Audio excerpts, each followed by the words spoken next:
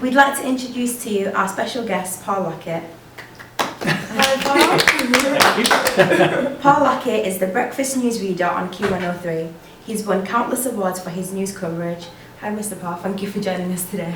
It's a pleasure to be here. Not countless, 6. Yeah, 6 big awards on my mantelpiece. Still a lot. So I wanted to ask you, how long have you been working on radio? On radio, I stopped counting after about 30 years. Wow. Seriously, yeah. I started when I was like 19. Seriously? Yeah. How did you get into that? Well, because, I mean, in those days there wasn't this fantastic setup you've got here at the college. Yeah. You know, where you can study journalism and where you can go on to university and do that. So you started pretty much as like an apprentice. Mm-hmm. And I used to live not far from here, not far from you know, this building in Salford. I used to go to Salford Grammar School, which, you know, anyone over a certain age would remember was just like 500 yards away from here. And in this building where we are now is where I used to do my French lessons.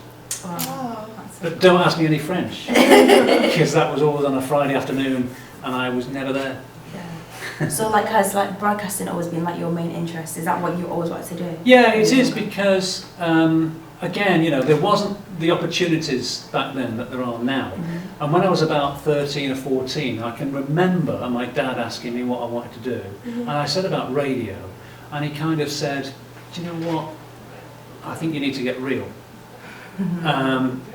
And you know, that kind of destroyed me a little bit. True. And he said, well, your choices are either a factory then called Warden Goldstones, or another factory called Farmer Norton's. Mm-hmm. And those were the 2 big factories in Salford, and that was it.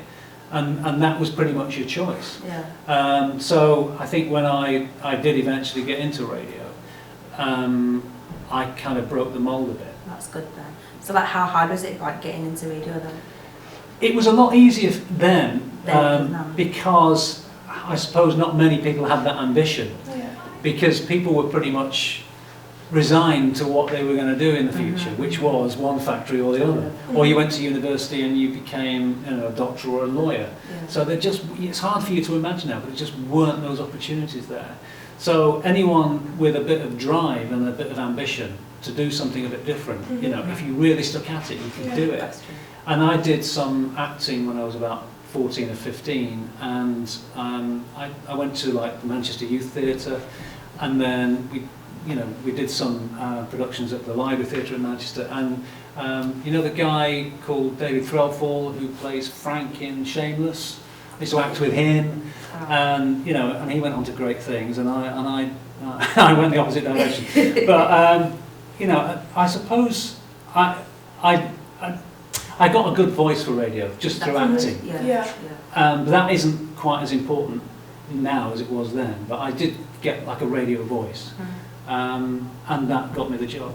So like, would you say like everything that you did, like since you were 14, 15, like through college and stuff like that, would you say it helped you be a better radio person? Or? Yeah, it helped me to do a lot of things that I don't think a lot of my peers at the time were able to do, and that is, you know, to have that kind of ambition and to think big.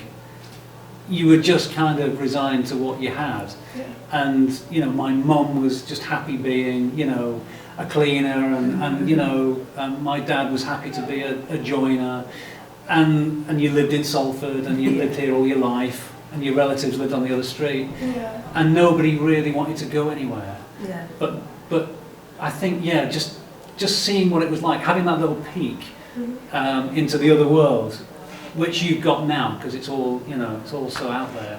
But yeah, that's what drove me, and that's what gave me the confidence to want to do these other things, and it's led to so many different things: TV and you know, writing and travel and interviewing prime ministers and celebrities. You know, who would have thought, you know, that scruffy little kid on the back streets of Salford, you know, would ever get there.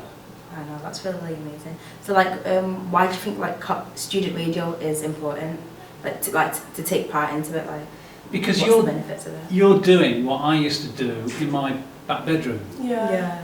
But you're doing it for real because you've got an audience. Mhm. You know, I used to put a pair of headphones on, and I used to have my sort of, you know, my music equipment and the records and all that. And I used to pretend I was a DJ, I used to pretend I was a newsreader, Yeah. but there was only me hearing it. Yeah. Whereas you've got this fantastic opportunity and these amazing, you know, the studios that you've got here and the classes. Mhm. You've got a chance to do it for real and to get a real feel of what it's like. Yeah. What's your favourite thing about working on the radio? Now as a journalist, because when I first started I was a producer, and yeah, I was a presenter and a producer, and then I trained to be a journalist about 20 years ago. Okay. So my favourite thing now is just getting in the morning. You know, I start at 5 a.m. and it's just, you know, it's just that buzz of what's been happening overnight. Because in news, anything could happen. Yeah. You know, you could turn your back on it for 5 minutes, and you know, the world could be completely different. You can go to sleep at 10:30 at night, as I do, and wake up at 4 a.m. and you never know what's happened. So, you know, it's it's powering up the computer and finding out what's been going on. That's the thrill. And then, of course, you get the buzz from those big stories that happen that people are really listening to and they really want to know, and it impacts on them and their lives. And it's just being there, it's being part of their lives and informing them. Yeah. There's one more question I wanted to ask as well. Why was the interview with Gordon Brown your favourite, one of your favourites? I think because, well, Gordon Brown was the Prime Minister at the time, and we did it in front of an invited audience, so it wasn't the traditional kind of radio interview where like this, it would just be me and him and a microphone. Mm-hmm. That's the traditional kind of setup. We did it with a live studio audience of Key 103 listeners. Yeah. And they all had an axe to grind, or they all had something they wanted to ask the Prime Minister. When does anybody get that opportunity, unless you're a journalist, to ask the Prime Minister some questions? So we invited them in with their question. And it kind of, I wouldn't say exposed Gordon Brown, but what it did, it put him on a platform that he wasn't used to. And, you know, because these were ordinary people asking him questions with a microphone in front of them, and putting him on the spot. Yeah. And I was like chairing this section of the Prime Minister's question time. And if he wasn't giving a decent answer, I just felt empowered to push him even further and to get more out of him.